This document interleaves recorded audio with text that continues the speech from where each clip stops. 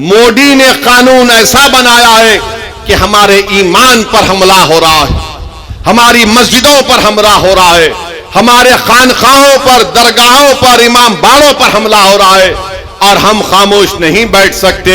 आप जानते हैं कि जब पार्लियामेंट में इस बिल को लाया गया, हम तमाम ने इस बिल की मुखालिफत की। फिर इस बिल को कानून बनने से पहले पार्लियामेंट की कमेटी के पास भिजाया गया। हम तमाम ने कमेटी में जितनी मीटिंग्स हुई, उन तमाम मीटिंग में इस बात को बताया कि यह कानून भारत के संविधान और आईन के खिलाफ है। यह कानून भारत के संविधान की दफा 14, 15, 25 और 26 और 29 की मुखालिफत करता है और कोई भी हुकूमत संविधान के फंडामेंटल राइट्स के खिलाफ जाकर ऐसा कानून नहीं बना सकती है। यह कानून जो बनाया गया है, यह कानून क्या है? यह कानून यह कहता है कि बिहार के वक्फ बोर्ड में अब मुसलमान ही सिर्फ मेंबर नहीं रहेंगे, उसमें गैर मुस्लिम को भी मेंबर बनाया जाएगा। कानून यह कहता है कि बिहार के वक्फ बोर्ड में कम से कम 2 गैर मुस्लिम को मेंबर बनाया जाएगा और उस वक्फ बोर्ड का वो चेयरमैन भी बन सकता है और अक्सरियत में भी गैर मुस्लिम उसमें नामजद किए जाएंगे। अब आप बताइए कि बिहार में 1950 का कानून है जो हमारे हिंदू भाई बहन के मंदिरों के ताल्लुक से कानून बनाया गया। वो कानून ये कहता है कि जितने बिहार में हिंदू धर्म के मंदिरें होंगी या उसका एडमिनिस्ट्रेटिव बॉडी होगी, उसमें कोई गैर हिंदू को मेंबर नहीं बनाया जा सकता। हम नीतीश कुमार से ये पूछना चाहते हैं, चिराग पासवान से पूछना चाहते हैं, जब आपके पास बिहार में कानून है कि आपके मंदिर के बॉडीज में कोई गैर हिंदू मेंबर नहीं बन सकता, तो कैसे बिहार के मुसलमानों के वक्फ बोर्ड में किसी गैर मुस्लिम को आप मेंबर बनाएंगे? बिहार में बोध गाया है, बोध गाया में वहां पर सिर्फ बौद्ध मजहब के और हिंदू धर्म के मानने वाले मेंबर बन सकते हैं। तो फिर आप बिहार में मुसलमानों के वक्फ बोर्ड में कैसे आप किसी गैर मुस्लिम को बनाएंगे?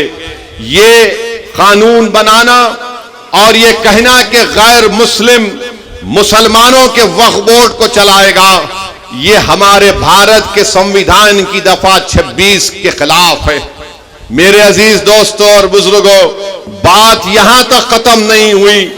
अब कानून यह भी कहता है कि वही मुसलमान अपनी जायदाद को अल्लाह के लिए वक्फ कर सकता है, वही कर सकता है जो 5 साल से मुसलमान हो। आप बताइए कौन तय करेगा बिहार में आकर कि क्या ये 5 साल से मुसलमान है या नहीं?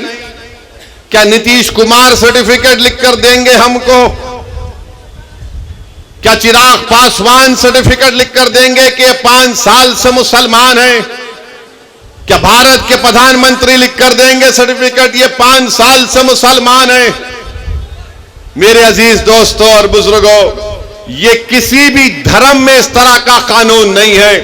जो किसी धर्म का होता है वो अपनी आस्था की बुनियाद पर अपने जिस भगवान या अल्लाह को मानता है वो अपनी प्रॉपर्टी को, जायदाद को दे देता है।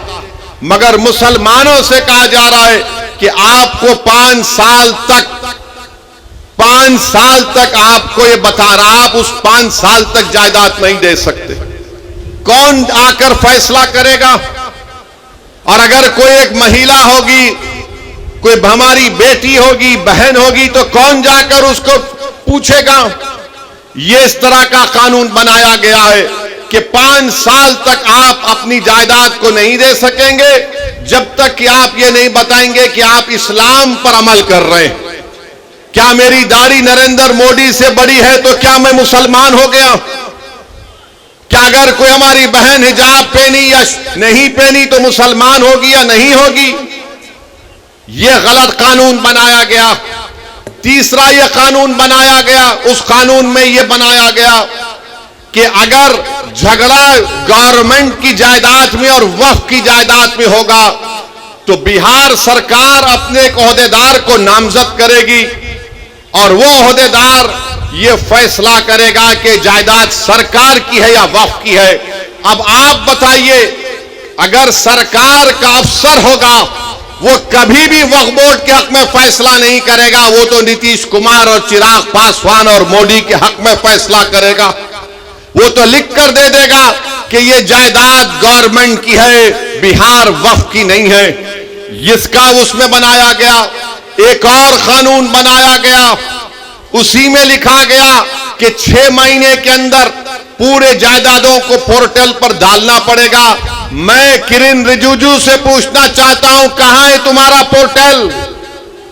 किधर है तुम्हारा पोर्टल जो तुमने शुरू कर दिया? 6 महीने में करना पड़ेगा। मेरे अजीज दोस्तों और बुजुर्गों, इस कानून में यह कहा गया कि अगर कोई मुसलमान अपनी जायदाद को वक्फ अल औलाद करना चाहता है, यानी मालिक अल्लाह रहेगा मगर उस जायदाद का फायदा वो कहेगा कि मेरी औलाद को मिलेगा, तो मोदी ने कानून बनाया अगर उस वक्फ करने वाले की जायदाद में वो वक्फ करने से पहले अगर उसकी बेटी होगी तो वो बेटी का हक मार कर नहीं दे सकता है। आप बताइए, हिंदू धर्म में यह कानून है कि जो कोई भी हिंदू अपने विल के जरिए वो अपनी एक पूरी जायदाद को अपनी एक औलाद को दे सकता है, चाहे बेटी हो या बेटा हो, या उनको छोड़कर वो गांव में अपने किसी को दे सकता है। जब वहां पर आप वो सहूलत है तो फिर मुसलमानों को ये आप क्यों कर रहे हैं? मैं अल्लाह के नाम पे वक्फ कर रहा हूं, अपनी औलाद के नाम पे नहीं कर रहा हूं। मैं अल्लाह को मालिक बनाकर कह रहा हूं कि जायदाद का फायदा मेरी औलाद को मिलेगा। तो यानी अगर जिस मुसलमान की बेटी होगी वो अल्लाह के नाम पर वक्फ नहीं कर सकेगा, यह कानून बना दिया गया।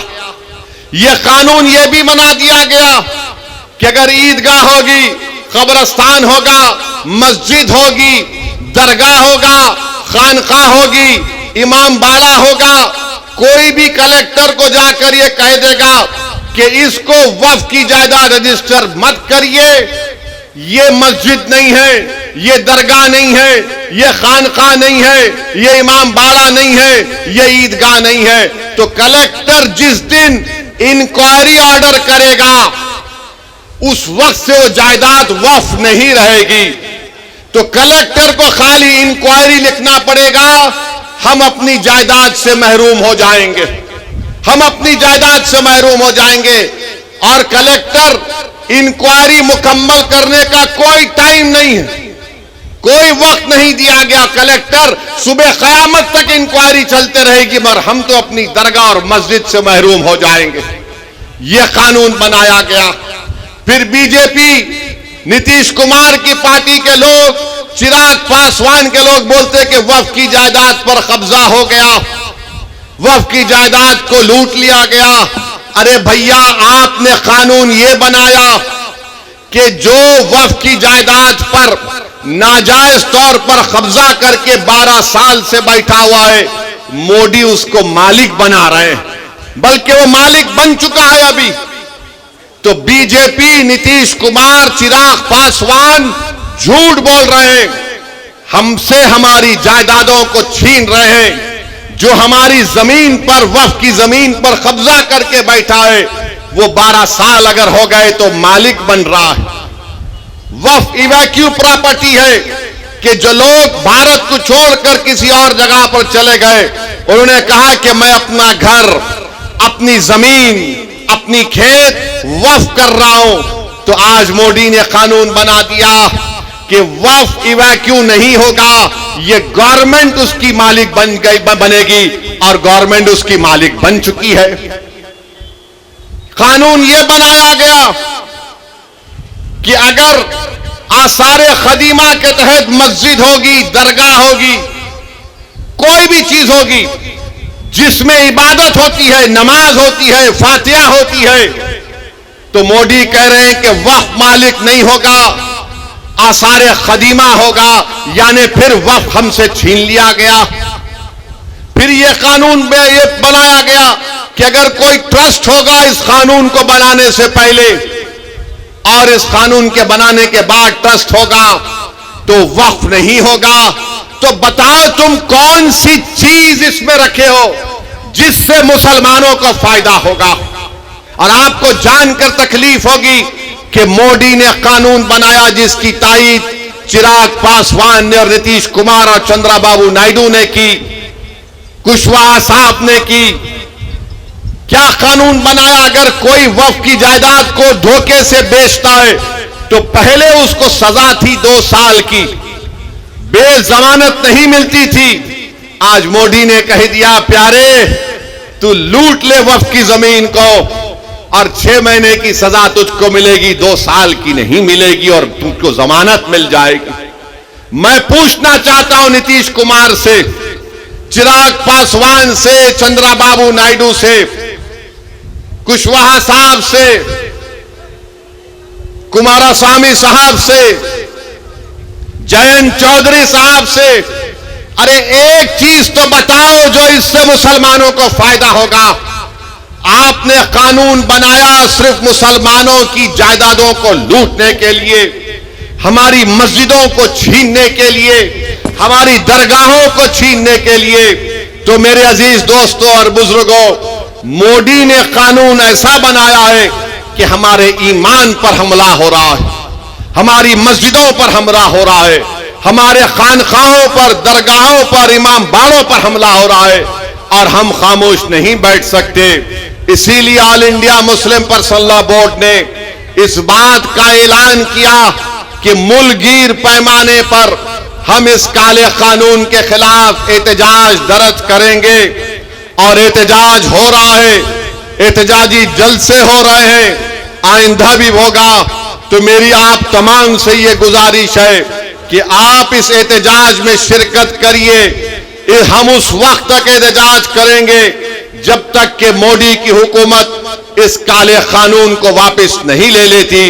हम एहतजाज इसलिए कर रहे हैं कि जिस जमीन का, जिस मस्जिद के लिए हम एहतजाज कर रहे हैं उसका मालिक अल्लाह है। हम हरगिज किसी भी हालत में इस मस्जिद को, इस दरगाह को, इस जमीन को जिसका मालिक अल्लाह है, हम हुकूमत को ये नहीं इजाजत दे सकते कि आप उस पर कब्जा करके वक्फ बोर्ड को नुकसान पहुंचाए। और याद रखिए वक्फ एक इबादत है, नमाज रोजा एक इबादत है, कुरान की तिलावत भी एक इबादत है, मगर वक्फ भी एक इबादत है। हुकूमत ने ऐसा कानून बनाया ताकि हमसे हमारी इबादत करने का तरीका भी छीन लिया जाए। तो मैं आपसे अपील कर रहा हूं कि मुसलमानों के खिलाफ ही इस तरह का कानून बनाया गया है। हुकूमत तंग नजरी के मुजाहरे कर रही है, हुकूमत संविधान के खिलाफ जिसको बाबा साहेब अम्बेडकर ने बनाया, इस तरह का गलत कानून बनाकर हुकूमत ये बताना चाह रही है कि हम वक्फ की जायदादों को हासिल कर लेंगे। हम में जितनी जान है इंशाअल्लाह ताला हम तमाम मिलकर पुरअमन तरीके से, जमहूरी तरीके से हम इस काले कानून की मुखालिफत करेंगे। मेरी आपसे गुजारिश है कि आप पर्सनल लॉ बोर्ड के एहतजाजी प्रोग्राम पर अमल करें और आप तमाम से अपील कर रहे हैं कि हम एहतजाज करेंगे। नीतीश कुमार भी जान ले, चिराग पासवान भी जान ले कि हम हर चीज को बर्दाश्त कर सकते हैं, मगर जो चीज का मालिक अल्लाह है हम हुकूमत को उसका मालिक बनने नहीं देंगे। जिस जगह पर हमने अल्लाह अकबर कहकर मस्जिदों को आबाद किया, हम उस जगह को वीरान होने नहीं देंगे। जिस जगह पर हमारे बुजुर्ग उन कब्रस्तानों में आराम से सो रहे हैं, हम उस जगह पर तुमको छीनने नहीं देंगे। याद रखो ये एक ऐसा मसला है कि हम खामोश नहीं बैठेंगे, हम एहतजाज करेंगे और उस वक्त तक एहतजाज होगा इंशाअल्लाह जब तक कि हुकूमत इस काले कानून को वापस नहीं ले लेती है। तो मेरे अजीज दोस्तों और बुजुर्गों, क्या आप पूरा साथ देंगे all India Muslim personal law board का? हाथ उठाकर जवाब दीजिए। बहुत बहुत शुक्रिया। अब हम एहतजाज को जारी रखेंगे और नीतीश कुमार को, चिराग पासवान को, नरेंद्र मोदी को इंशाअल्लाह ताला एक सियासी तौर पर उनको पैगाम मिलेगा कि बिहार हो या भारत हो, यहां पर हर मुसलमान, हर हमारा वो हिंदू भाई और बहन जो संविधान को मानता है, वो इस बात की इजाजत नहीं देता है कि क्या आप किसी के मजहब पर चलने से किसी को रोक दें। अरे जो कानून बिहार में मंदिरों के लिए अगर अच्छा है तो बिहार के मुसलमानों के लिए अच्छा क्यों नहीं हो सकता? जो कानून बोध गया के लिए अच्छा है तो फिर वह कानून बिहार के मुसलमानों के लिए क्यों अच्छा नहीं हो सकता है? तो मेरे अजीज दोस्तों और बुजुर्गों, आप ये झूठा प्रोपेगेंडा टीवी पर बैठकर, बाज लोग बीजेपी की तरफ से आ जाते हैं, एनडीए की तरफ से आ जाते हैं, ये ऐसे अहमक लोग हैं जिनको कानून के बारे में एक लफ्ज नहीं मालूम। मैं आज भी चैलेंज कर रहा हूं बीजेपी को कि बताइए, आप इसमें एक ऐसा सेक्शन बताइए जिससे मुसलमानों को फायदा होगा। मोदी बोलते हैं कि गरीबी मुसलमानों में खत्म हो जाएगी। क्या आपने 11 साल में गरीबी का खात्मा किया? क्या आपने 11 साल में भारत में गरीबी का कोई खात्मा किया? कुछ नहीं किया। अरे ये हमारी जायदाद, और ये टीवी पर बैठकर लोग बोलते हैं आपको कितना फायदा हुआ। अरे हमारे को फायदा इतना हुआ कि अगर हम यहां से निकलकर इस जलसे के बाद अपनी जोहर की नमाज अदा करने जाएंगे, जब हम उस जमीन पर सजदा करेंगे तो अल्लाह हमारे गुनाहों को माफ करता है। जब हम नमाज पढ़ते हैं तो अल्लाह हमारे गुनाहों को माफ करता है। जब हम हैया अल सलाह हैया अल फलाह की सदाएं देते हैं तो अल्लाह हम पर रहमत की नजरों से देखता है। तो ये आप हमसे मत पूछो कि हमारा क्या फायदा है। हमारा फायदा मस्जिदों को आबाद करने से है। आपको लगता है कि पैसे तुमको कितने मिले? अरे अल्लाह के घर को जब हम आबाद करते हैं तो हम पैसों के लिए नहीं, दीन और दुनिया की कामयाबी के लिए अल्लाह के घर को आबाद करते हैं। अगर हम किसी के खानखा को जाते हैं तो पैसों के लिए नहीं जाते, अपने दिलों को और अपने नफ्स को साफ करने के लिए जाते हैं। अगर हम ईदगाह को जाते हैं तो पैसों के लिए नहीं जाते, 30 दिन के रोजे रखने के बाद हम अल्लाह का शुक्र अदा करने के लिए, ईद की नमाज पढ़ने के लिए ईदगाह को जाते हैं। अगर कोई हमारे शिया लोग अपने इमाम बाड़ों में मातम करते हैं तो अहले बैत के उस कुर्बानी को याद करके मातम करते हैं, उसमें पैसों के लिए नहीं, उनकी याद मनाने के लिए जाते हैं। तो मेरे अजीज दोस्तों और बुजुर्गों, आप और हमको मिलकर मुत्तहिदा तौर पर इत्तेहाद को मजबूत करते हुए इस काले कानून की मुखालिफत में खड़े होना है। और मैंने इस उम्मीद पर भारत की पार्लियामेंट में इस कानून की कॉपी को फाड़ा, इसलिए फाड़ा क्योंकि गांधी ने उस वक्त के सफेद फार्म अफ्रीका में कानून बनाया गया था, तो गांधी ने भी उस कानून को फाड़ा था और उस कानून को जलाया था। ये कानून को हम नहीं मानते इंशाअल्लाह ताला। हम इस कानून को इसलिए नहीं मानते क्योंकि संविधान के खिलाफ है। जो कानून अगर बनाया जाएगा जो बाबा साहेब अंबेडकर के संविधान और आईन के खिलाफ होगा तो वो कानून नहीं होगा, वो जुल्म होगा। जुल्म हम पर किया जा रहा है इस तरह का एक काला कानून बनाकर। और नीतीश कुमार, चिराग पासवान और जो सेक्युलर तो हैं मगर मुंह नहीं खोल रहे, हम तुम्हारी खामोशी को भी याद रखेंगे।